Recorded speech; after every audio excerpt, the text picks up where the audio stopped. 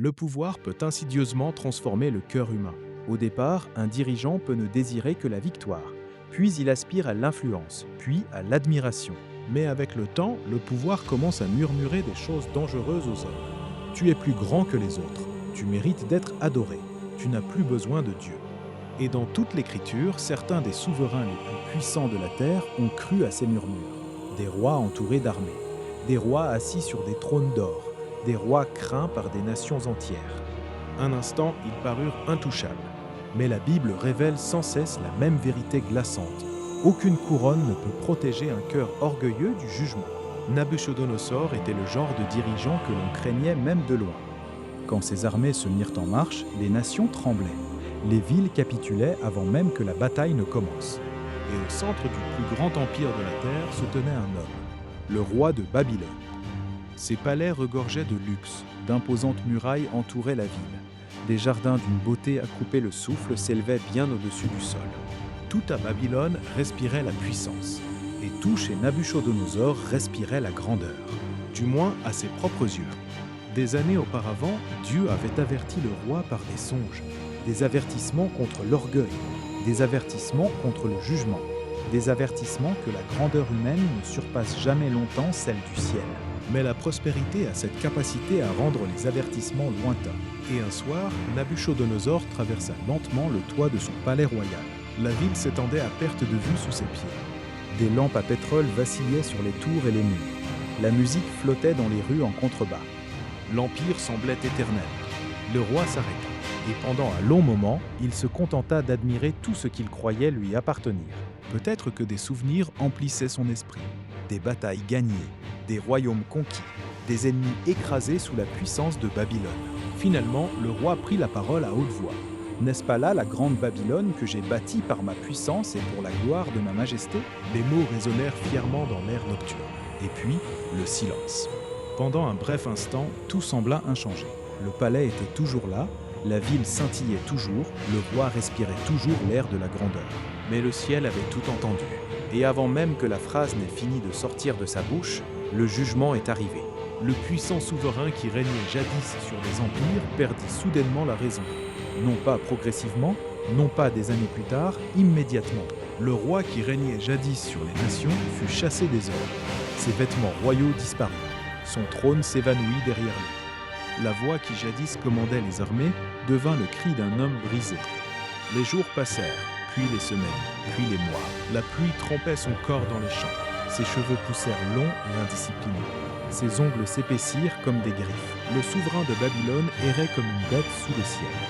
Et le plus terrifiant dans tout cela, c'est la rapidité avec laquelle la grandeur s'est effondrée. Un instant, admiration. L'instant de 39 après, humiliation. Car l'orgueil peut convaincre un homme qu'il est intouchable, juste avant que tout ne s'effondre. L'orgueil a fait chuter le plus grand roi de la terre. Mais lorsqu'il s'est humilié devant le roi du ciel, la miséricorde l'a accueilli. Le Dieu qui humilie les orgueilleux est aussi le Dieu qui restaure les humbles. Des années plus tard, un autre roi régnait sur Babylone. Il s'appelait Balthazar. Contrairement à Nabuchodonosor, il hérita d'une grandeur qu'il n'avait pas bâtie. L'empire était déjà solidement établi autour de lui. Le palais regorgeait de richesses, et peut-être cela rendit-il l'orgueil d'autant plus facile. Un soir, Balthazar organisa un festin somptueux au palais royal. La musique résonnait dans les couloirs. Les nobles riaient aux éclats autour des tables débordantes de nourriture. Le vin coulait à flot sous une lumière dorée. L'atmosphère était empreinte d'insouciance, de confiance, d'invincibilité. Le roi prit alors une décision qui changea le cours de la nuit. Il ordonna à ses serviteurs d'apporter les vases sacrés du temple de Dieu à Jérusalem. Ces objets saints, jadis utilisés pour le culte, furent désormais portés au milieu d'une beuverie. Tandis que les convives buvaient dans des vases sacrés, ils louaient les dieux de l'or, de l'argent, du bronze, du bois et de la pierre. Et pendant un moment, rien ne se passa. Les rires continuèrent, la musique résonna, le festin se poursuivit.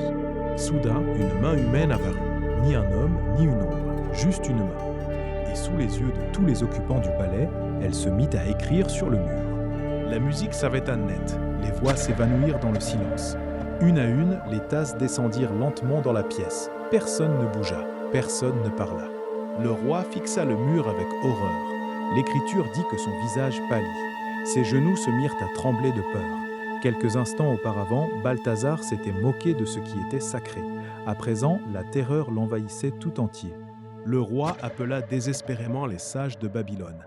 Mais aucun ne put expliquer l'écriture, ni les astrologues, ni les magiciens, ni les érudits. Finalement, Daniel fut amené devant le roi. Et tandis que le vieux prophète se tenait dans le palais tremblant, il révéla la signification du message. Medium pous. Dieu avait compté les ans du royaume de Balthazar et y avait mis fin. Le souverain qui avait bafoué la sainteté perdrait tout en une seule nuit. Avant l'aube, Balthazar, roi des Chaldéens, fut tué. Babylone tomba et Darius le Mède s'empara du royaume. Certaines formes d'orgueil se développent lentement au fil des années. D'autres apparaissent en un instant. Hérode se tenait devant le peuple, vêtu de vêtements royaux qui scintillaient de 1000 feux sous la lumière du soleil. La foule le regardait avec admiration. La puissance l'entourait, l'autorité l'entourait, l'attention l'entourait. Tandis que le roi s'adressait avec assurance au peuple, un événement dangereux commença à se produire dans la foule. Des voix s'élevèrent. D'abord, peut-être seulement quelques-unes, puis elles devinrent plus fortes, puis elles retentirent de partout. La voix d'un Dieu, et non d'un homme. L'atmosphère devait être enivrante. Les louanges fusaient de toutes parts. L'admiration était palpable. À cet instant, Hérode se trouva face à un choix. S'humilier devant Dieu ou accepter une gloire qui ne lui revenait pas. Mais le roi ne dit rien. Il accepta le culte des hommes. Le jugement le frappa immédiatement.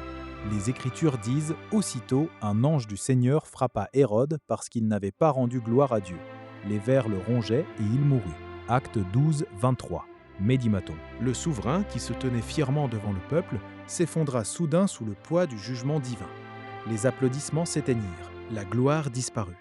Le roi qui acceptait publiquement d'être adoré fut publiquement humilié, et la foule qui le louait vit sa force s'évanouir sous ses yeux.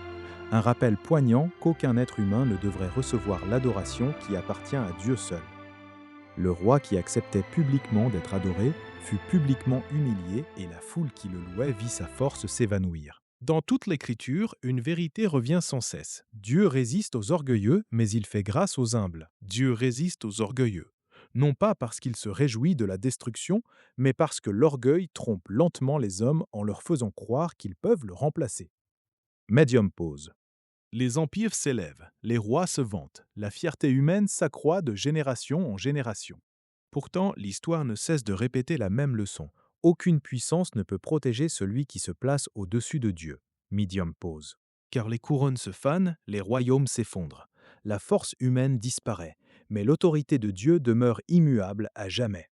Et peut-être que la véritable sagesse commence au moment où un homme cesse de courir après la gloire personnelle et s'incline devant celui qui règne sur tous les trônes et tous les royaumes de la terre. Subscribe to Bible Faith Express for more powerful Bible stories, faith-building lessons, and inspiration from God's Word. Hit the bell so you don't miss the next episode. God bless you.